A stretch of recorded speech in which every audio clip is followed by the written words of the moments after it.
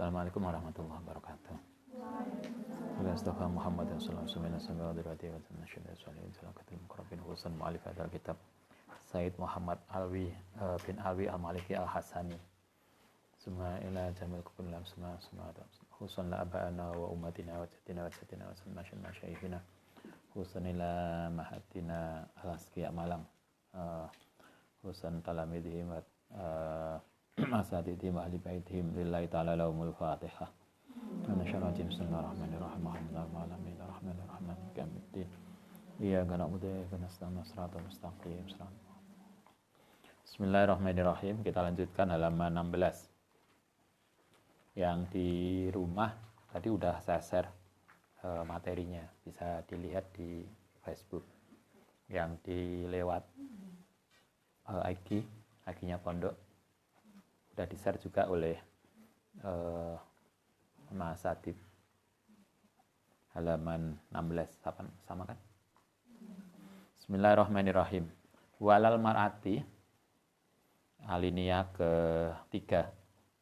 Alinea 1 2 3 4. Wa alal mar'ati lan iku wajib ing ngatasé perempuan, ing ngatasé istri antar riba utaento nyegah sapa mar'ah anil kasabil harami saking pekerjaan haram. Ini etikanya seorang istri terhadap suami. Kemarin yang pertama, seorang istri itu hendaknya satu, tidak memberikan beban yang lebih kepada suami. Kalau suaminya itu pendapatannya 10 juta sebulan, ya jangan minta 15 juta. Kalau suami kita pendapatan 50 juta sebulan, jangan minta 100 juta. Cukupkan apa yang ada. Itu satu. Nah, yang kedua, malam ini salah satu yang harus dilakukan oleh istri adalah istri itu harus ikut ngontrol suami agar suami tidak jatuh pada pekerjaan yang haram. Jadi kalau Anda jadi istri nanti, Anda harus tahu pekerjaan suami kita itu apa toh? Enak toh istri yang saking tawadhu'i ke suaminya, nggak berani nanya suaminya kerjanya apa. Itu nggak benar. Tawadhu itu ya, hormat suami ya, tapi bukan berarti nggak tahu pekerjaan suami. Gugah suaminya aja nggak berani. Nah, terus sebagai apa kamu ini? Kalau gugah suaminya aja nggak berani. Ada tau yang begitu. Karena itu salah satu hal yang ditekankan di kitab ini adalah bahwa selain istri itu tidak menuntut hal yang lebih dari pendapatan suami. Yang kedua adalah istri itu harus bisa ikut ngontrol tentang pekerjaan suami, jangan sampai suami nanti jatuh pada pekerjaan yang haram. Jadi bukan kemudian sing penting akeh, enggak. Istri itu harus tahu, suami saya pekerjaannya apa? Pekerjaan itu halal atau haram? Nah, sehingga saya kira Anda paham, banyak di antara suami itu karena ingin menyenangkan hati istri dan anak-anaknya di rumah. Semua laki-laki, semua suami itu yo pengen istrinya makan enak, istrinya nggawa mobil dewe. Misalnya toh, kalau Anda nanti jadi istri, suami kita kan yo pengen menyenangkan istrinya, nggawa mobil dewe, nyetir dewe, blonjo dewe. Belanja diri malah ya. Atau maksudnya setiap suami akan pengen membahagiakan istrinya dari sisi materi. Kan itu kadang tidak jarang terjadi kemudian suami itu golek tambahan pendapatan yang karena kadang bisa lupa diri akhirnya jatuh pada sesuatu yang haram. Karena itulah Anda nanti sebagai istri harus bisa memastikan suami kita pekerjaannya tidak jatuh pada yang haram. Itu kewajiban istri loh, untuk mengingatkan. Ojo kok, ya mbak, bujuni samanya begitu apa toh? Dukos pokoknya tiap hari medal, yang penting kan tiap bulan dikirim saya. Enggak, itu bukan istri. Itu bukan istri yang baik. Istri yang baik adalah memastikan antar ghoba anil kasbil haram. Memastikan suami itu pekerjaan tidak jatuh pada pekerjaan yang haram.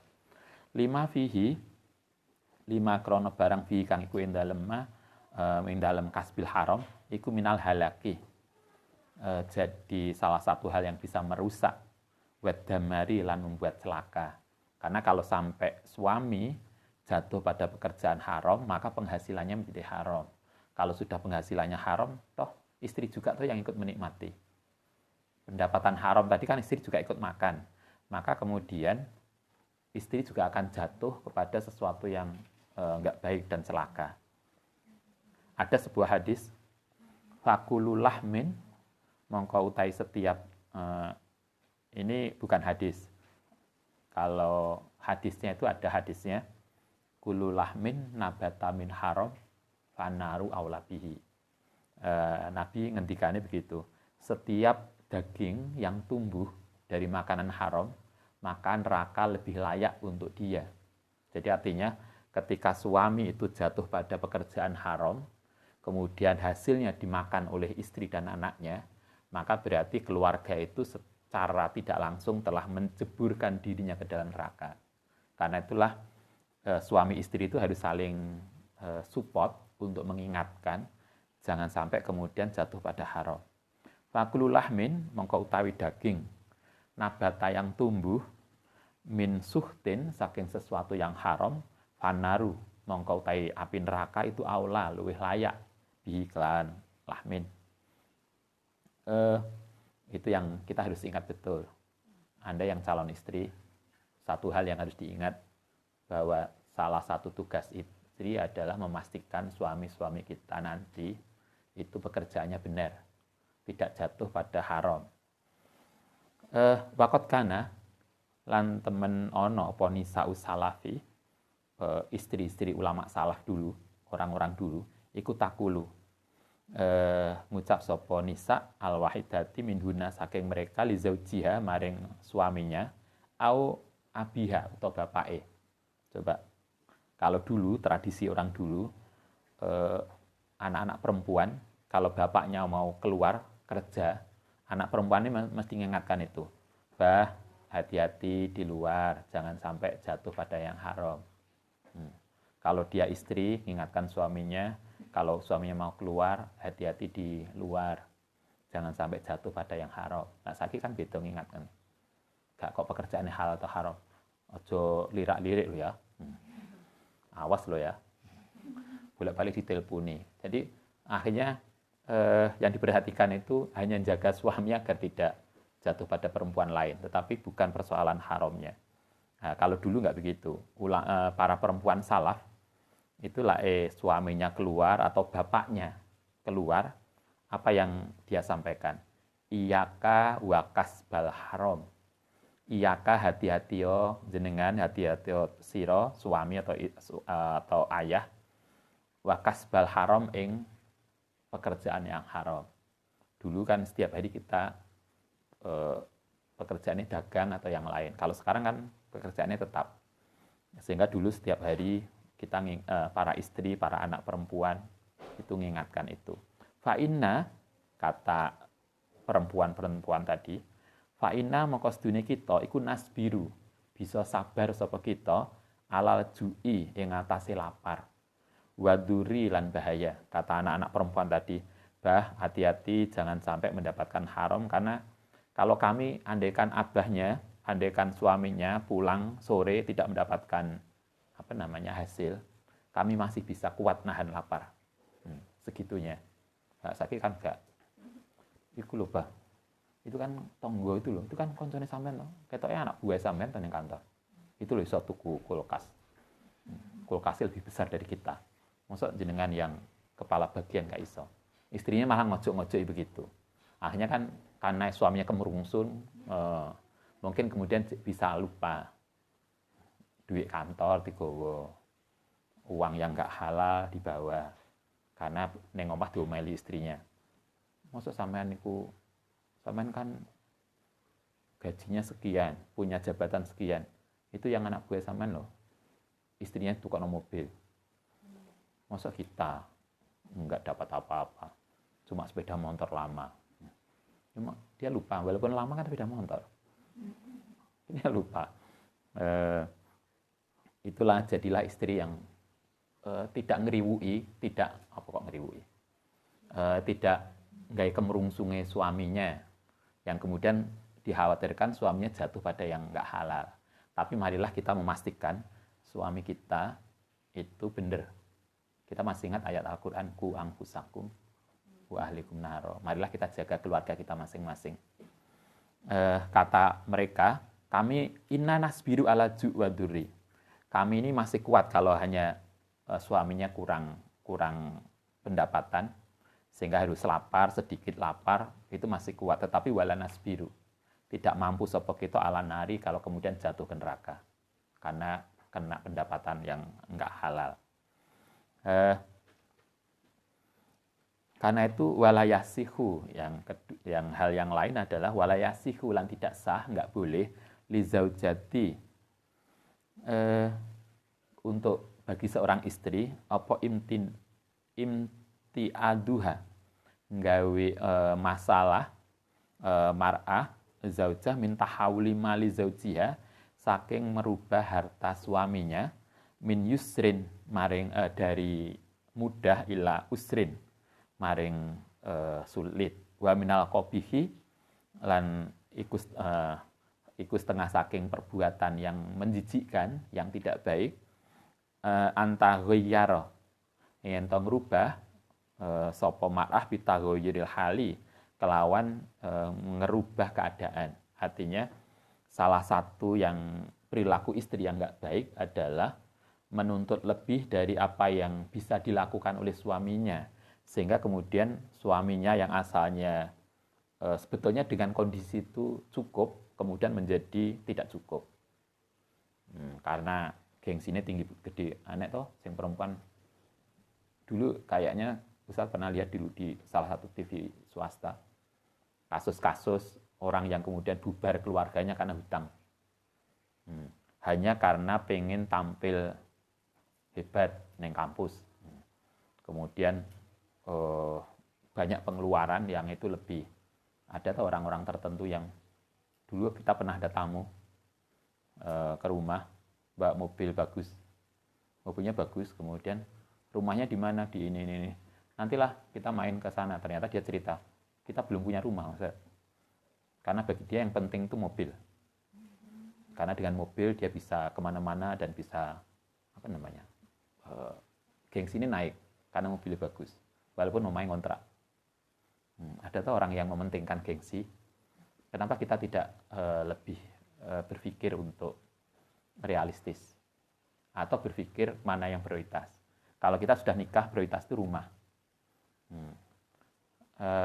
Kendaraan dan yang lain kan nanti bisa angkot toh, bisa Gojek, bisa opo lah yang mudah. Tapi rumah itu kan penting karena itu sebagai tempat tinggal kita. Anda bisa lihat itu doro. Coba perhatikan burung doro. Begitu seekor pejantan mendekati betina, maka pertama kali yang mereka lakukan gawe susuh, gawe rumah. Mestinya kita juga gitu. Begitu kita nikah, pikiran kita itu gawe omah, ojo gawe yang lain. Karena itulah yang primer. Dengan rumah itu, maka semua rizki, kalau filosofi Jawa, semua rizki akan terkumpul. Tapi kalau kandangnya aja nggak ada, maka rizki itu tidak akan ngumpul. Kan begitu. Paling nggak pengalaman kalau kami, dulu begitu nikah, kita masih sama-sama kuliah Rumari. Ustaz di S3, Ibu di S2. Gitulah Anda nanti. Anda ngambil S2, kemudian nyari kakak kelas yang S3. Yo nanti kalau enggak, yo semoga ketemu.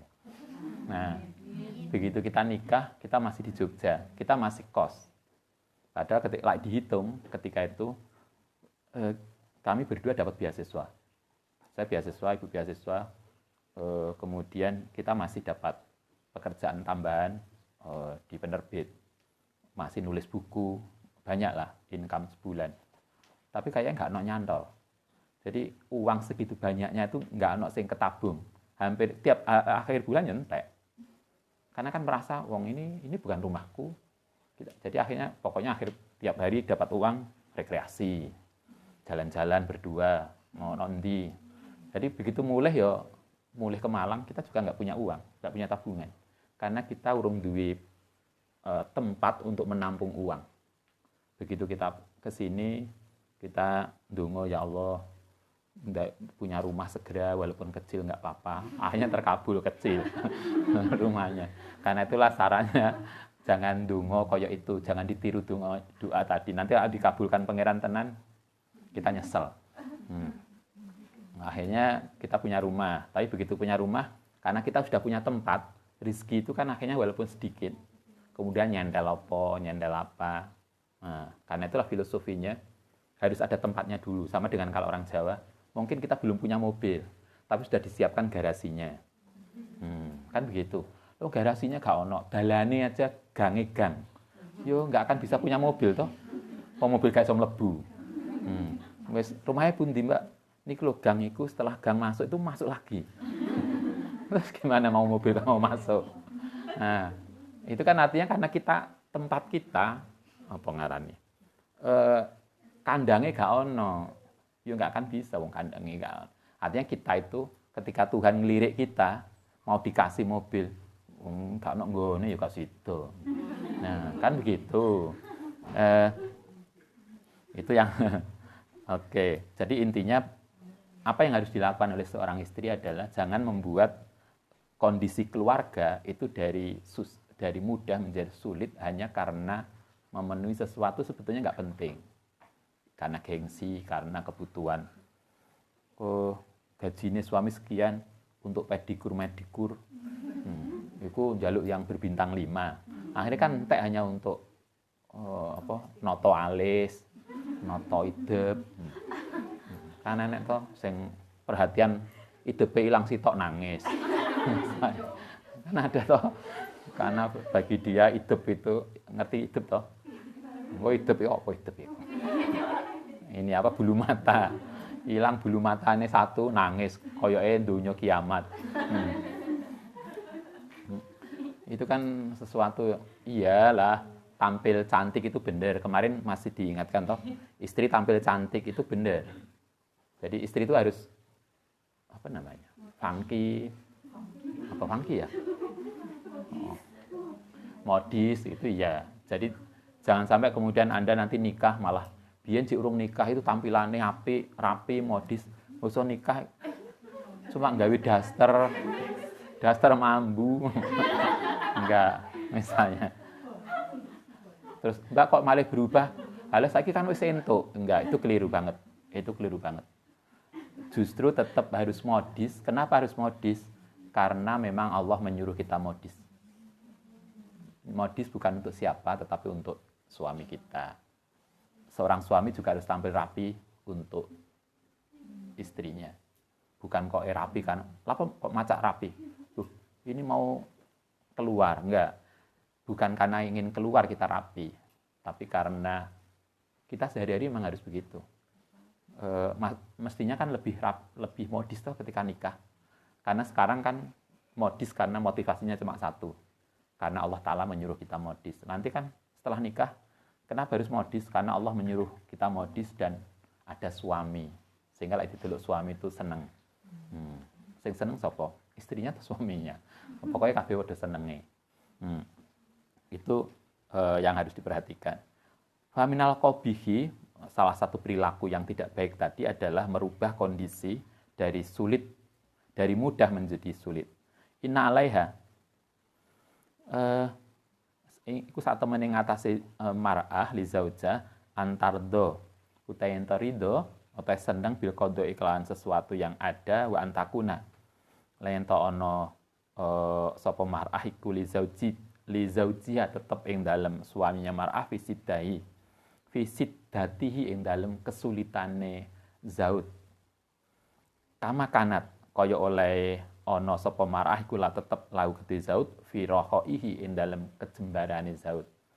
Pada statement ini kita diajarkan seorang istri itu mestinya tetap sayang pada suami baik dalam kondisi sulit atau mudah. Janganlah pas suaminya rezekinya akeh kita sayang banget pada suami. Bosok suaminya kena PHK minta pisah. Enggak. Sama seperti kita menyayangi suami kita ketika dia jaya, mestinya kita juga harus sabar mendampingi istri kita ketika suami kita lagi kesulitan hidup. Sama dengan seorang suami kan juga harus itu toh. Suami itu tetap harus mencintai istrinya sama seperti ketika dia melihat istrinya pertama kali. Biyen cik nganten anyar, ketok ayu, dia seneng. Basa wis tuwa, wis tambah mantap. Kan udah makin mantap. Karena wis biyen nikah nganten anyar, beratnya 40, saiki menjadi 90. Misalnya toh, kan makin mantap berarti. Suaminya sukses setelah membuat istrinya makmur. Nah, maka kan tetap harus sayang toh, sama seperti kita menyayangi istri kita ketika dia masih belia, muda, masih fresh, seperti juga ketika sudah tua. Jangan kemudian setelah tua ditinggal. Nah, itu bukan perilaku yang baik. Istri juga begitu. Yang ada sinetron. Sama seperti istri harus menyayangi suaminya ketika waktu sulit, sama seperti dia harus menyayangi suaminya ketika waktu jaya. Wa asyhadu lan menyaksikan sapa ingsun ana kasiran sebagian besar minal fadilati saking keutamaan. Hadza haluhuna. Hadza utai ini kondisi yang terus stabil, kondisi susah maupun senang, iku haluhuna keadaan istri. Yasbirma sabar sapa istri alimatin yang sesuatu yang alimat menyakitkan intador faroji an doro yang tau menunggu sapa mereka al faroja ing jalan keluar. Ketika suaminya dalam keadaan sulit, dia tetap sabar untuk mendampingi suaminya sampai kemudian ada solusi yang bisa membuat keluarga itu lepas dari situasi yang nggak enak. Ini kan dulu banyak toh ketika masih normal, banyak usaha laris, banyak kegiatan, semua jalan. Tapi begitu kena pandemi, banyak hal yang kemudian membuat tidak sedikit keluarga itu kemudian harus mengenyangkan ikat pinggang, gitu kan? Anda bisa lihat di belakang kampus banyak warung makan tutup, banyak toko tutup. Coba Anda bisa bayangkan, itu kan usaha-usaha yang dilakukan oleh keluarga-keluarga. Sementara mereka punya anak, punya istri yang setiap hari butuh makan. Usahanya tutup. Pada konteks seperti ini, kita diingatkan, hendaknya kita tetap sabar sampai kemudian kondisi normal kembali. Jangan kemudian suaminya sudah sumpek karena pekerjaannya ruwet, kemudian istrinya godo dengan, saya ini gak butuh pendapatannya suami kurang untuk gaya hidup sama alis. Janganlah, itu bukan pribadi yang baik. Orang di sini dikatakan begini, istri yang sabar ketika dia dalam kondisi yang seperti itu, iku min afdoli anwa'il ibadati, termasuk keutamaan dari ibadah. Ya'khudna mengambil sapa para istri biaidi azwajina kelawan tangan suaminya, wa ya'malna nglakoni sapa beramal atau bekerja sapa istri minal hiyatoti saking jahit wa nahwiha. Banyak ketika kondisi ekonomi lagi drop, ekonomi lagi seret, kata Said Maliki, banyak orang-orang di daerah tertentu, istri-istri itu kemudian mengambil pekerjaan untuk membantu suaminya. Kalau di Indonesia biasa toh. Kalau di Indonesia kan yang kerja bukan hanya suami, istri juga bekerja. Kalau orang dulu malah luar biasa, orang Jawa dulu. Para istri biasanya bekerja dengan apa yang mereka punya. Saya masih ingat dulu masih kecil, ada mbah-mbah yang ketika itu sowan ke rumah, kemudian dodolan. Dia cerita bahwa untuk membuat rumah, nah itu hebat, yang itu mungkin kita bisa pikirkan. Jadi beliau cerita untuk membuat rumah itu tanggung jawab suami. Nah, kalau hanya untuk belanja harian, kata dia, kalau sungkan lah jaluk bapak. Untuk belanja dapur itu dia cukup dari belanja dia, dari dagangan dia. Artinya untuk kebutuhan kecil, dia yang menghandle. Untuk kebutuhan besar, itu suaminya. Itu kan perilaku, itu mbah-mbah kita dulu loh, kalau di Jawa. Nah, saya kira kan banyak hal yang karena perempuan sudah banyak punya profesi, saya kira bukan hanya kebutuhan kecil yang bisa dihandle seorang perempuan, tapi juga ada kebutuhan lain yang bisa dia berikan. Nah, Imam Malik di sini mengatakan ketika ekonomi lagi banyak masalah, kata dia, tidak sedikit para istri itu kemudian bekerja seperti menjahit dan yang lain untuk mendapatkan tambahan pendapatan, income untuk keluarganya. Maka berarti boleh, istri bekerja itu boleh di dalam konteks ini. Yastadriruna, yastadrirona, dan hale menghemat sapa istri arizqa ing rizki. Hatayan farija, sehingga muncul jalan keluar opal azmatu krisis. Istri ikut bekerja, selain itu di sisi yang lain, istri itu kan sebagai bendahara toh. Pengalaman kami, kalau Ustadz di Nganjuk dulu Mbak Ibu itu, bendaharanya itu Mbak Ibu. Jadi Abah itu nggak ngerti uang. Terus pokoknya kabeh itu mlebu Ibu. Sehingga yang tahu keuangan itu Ibu. Nah, bendahara keluarga itu kan Anda, calon bendahara. Jadi karena Anda ini istri bendahara keluarga, maka Anda harus tahu, harus bisa memanage keuangan. Bagaimana uang itu cukup. Karena itu kemarin yang istri yang baik, 10 juta sebulan ya cukup, 5 juta cukup, 5.000 juga cukup. Itu kono kalender. Nah, ya silahkan. Tetapi intinya yang di sini disampaikan adalah seorang istri pada ketika konteks tertentu, maka dia harus bisa menghemat pengeluaran. Yastadiruna rizqa hatta yang tanfarija al-azma, sampai kemudian krisis ini berlalu. Batang kosyi'u, lan hilang opo asidatu kesulitan. Di dalam ekonomi keluarga mungkin ada krisis, ada kesulitan, maka seorang istri harus bisa mengendalikan pengeluaran.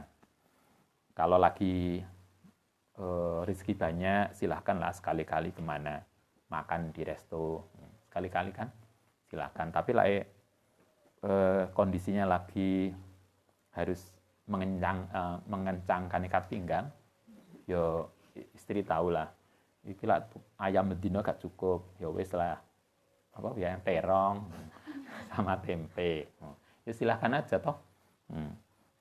Wa ma'ahsana, betapa baik apa al ilmu, sebuah pengetahuan. Alangkah baiknya kalau kita tahu bi'ana ma'al usri, saat temene di setiap kesulitan yusra ada jalan mudah.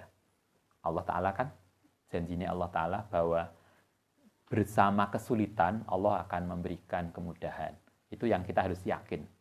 Tapi tentu bukan hanya yakin, tapi juga dengan usaha. Nah, insya Allah tidak ada sesuatu yang kemudian selama hidup susah terus, kan enggak. Suatu ketika ada enaknya. Wa anna na'ima, lan sak temeni nikmat ad-dunyawi kang bangsa dunia iku qad yasiru, terkadang jadi menjadikan apa an-naim sahibaha ing orang yang punya tadi ilal anai maring sakit al-ukhrawi kang bangsa ruhawi. Karena itulah kita diingatkan kenikmatan dunia itu hanya sekejap, maka jangan sampai kesulitan duniawi kemudian menghalalkan segala cara yang akhirnya justru membuat kita jatuh sakit di akhirat.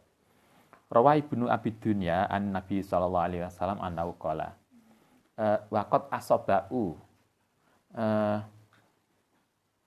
waqad asabahu lan ngenani hu ing man apa juun lapar yauman sehari fa amida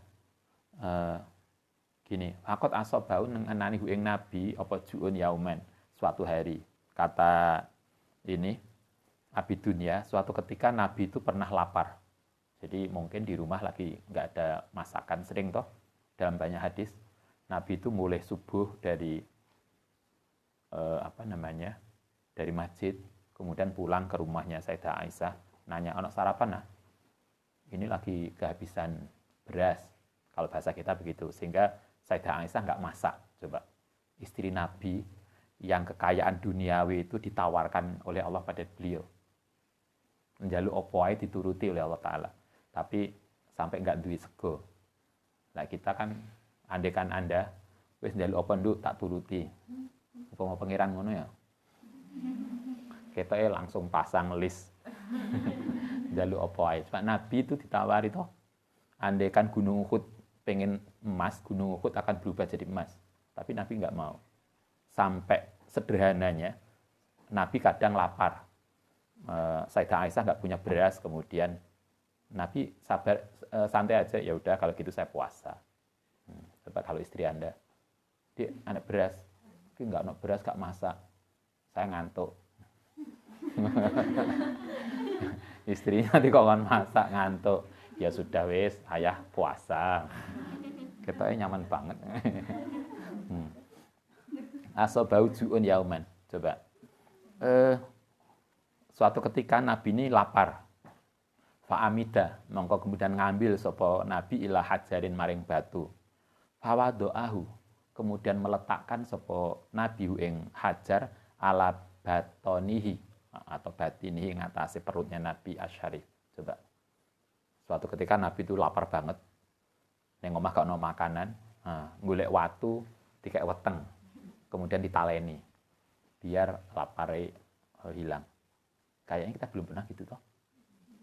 Lapar kita hebat lapar belum pernah lah kita sampai harus ngambil watu untuk nutupi perut. Nabi pernah begitu. Coba, berarti Nabi itu lebih heboh dari kita pada konteks ini toh. Kita sak lapar-laparnya kita belum pernah begitu. Abu Bakar juga nggak kalah hebat. Saking pengen jogo hafidul lisan agar gak ngomong kalau nggak penting. Abu Bakar itu kan ngemut kerikil. Banyak tuh riwayat. Abu Bakar ngambil kerikil di mut. Kenapa ngemut kerikil? Agar gak ngomong, lah gak penting. Nah, kita kan, oh biasa Ustaz, kalau gitu. Tapi update statusnya nggak leren. Nah, itu artinya betapa orang-orang dulu tuh berusaha menjaga itu. Nabi suatu ketika kelaparan. Kemudian beliau ngambil batu kan diletakkan di perutnya. Ala robbina fasina imatin. Ingatlah rubana fasin, terkadang jiwa naimatin kang nikmat di dunia ikut jaiatun, bisa membuat lapar, ariatun tur telanjang yaumul kiamati, besok dina kiamat. Sebaliknya ala warobba mukromin, terkadang sesuatu yang memuliakan linafsi wahuwa laha maring nafsu iku muhinun, menghinakan. Ala waruba muhinin, dan terkadang sesuatu yang menghinakan linafsihi wahuwa laha maring nafsu iku mukrimun, memuliakan. Maksudnya hadis ini mengatakan kenikmatan duniawi, mungkin lapar sebentar di duniawi, itu bisa kalau kita kemudian menyikapi dengan baik, itu justru akan membuat mulia kita di akhirat. Sebaliknya kenikmatan sesaat duniawi, kalau salah, maka itu akan membuat hina kita di akhirat. Karena kita sering, karena kontak kemudian orang korupsi. Itu akan, nikmatnya kan sebentar aja. Kemudian nyesalnya seumur hidup. Karena itu Nabi ketika lapar, beliau mengatakan, gak apa-apa lapar, yang penting ning akhirat kita makmur, karena dalam kondisi lapar itu kita tidak jatuh pada sesuatu yang maksiat. Sehingga kelaparan, kesulitan itu harus dihadapi dengan sesuatu yang kemudian tidak membuat kita menghalalkan segala cara. Yang akhirnya kalau biong bien, karena suami istri gak sugih-sugih, kalau orang dulu pelihara tuyul, enak toh, sugih dadak, kemudian apalagi pelihara barang-barang itu. Ada lagi yang dulu, ada santri di rumah di Nganjuk, itu dia punya riyadhah, tirakat, dia tidak pernah tidur sebelum jam 12. Jadi podemik santri. Anda kan juga gitu toh. Tidak akan tidur sebelum jam 9. Dia tidak tidur sebelum jam 9, jam 12. Itu sampai bukan hanya bulanan, lama banget. Karena dia punya tirakat nggak turu sebelum jam 12, salah satunya dia punya karomah, dia bisa komunikasi dengan jin. Suatu ketika beliau cerita pas sowan ke Abah itu, cerita dulu zaman SD/SB, dulu itu ada judi online nasional zaman Pak Harto. Masih ingat? Kalau nggak ingat, pernah tahu beritanya lah. Anda belum lahir ya. Ada judi online malam minggu, nanti ada di ini. Judi online ketika itu terkenal banget. Suatu ketika dia kebetulan ekonomi ini pas-pasan. Ditekani wong. Bang jin datang malam hari. Kemudian ngasih nomor togel. Kalau bahasa kita togel. Ini loh nomor yang besok akan keluar. Ya celakanya dia ngomongnya begini, saya nggak punya uang. Begitu nggak punya uang, koncone jin datang, membawa uang itu sak nampan penuh. Ini Anda bisa belikan untuk togel. Kalau kurang, ini dia membawa sak bokor perhiasan. Artinya godaan itu begitu. Kata Nabi, kalau kita nggak kuat godaan itu, maka sangat mungkin kita akan menjadi hina di akhirat karena kita jatuh pada perilaku haram. Nah, nanti maksudnya dalam konteks ini adalah Anda akan jadi istri. Ketika nanti jadi istri, kemudian ekonomi keluarga kita kebetulan lagi tidak enak, maka jangan kemudian justru mengajak suami melakukan sesuatu yang nggak baik hanya untuk kepentingan kenikmatan sesaat di dunia. Pastikan bahwa keluarga kita itu jauh dari sesuatu yang haram, jauh dari makanan yang tidak halal. Itu kita harus pastikan. Karena sangat mungkin suami kita lupa, maka kalau suami kita lupa, Anda harus memastikan bahwa suami kita sudah diingatkan dan tidak jatuh pada itu. Itulah tugas istri. Di sini salah satu tugas istri adalah antarghoba anil kasbil haram. Memastikan suami kita tidak jatuh pada perilaku yang haram. Baik, besok kita lanjutkan. Al-Fatihah.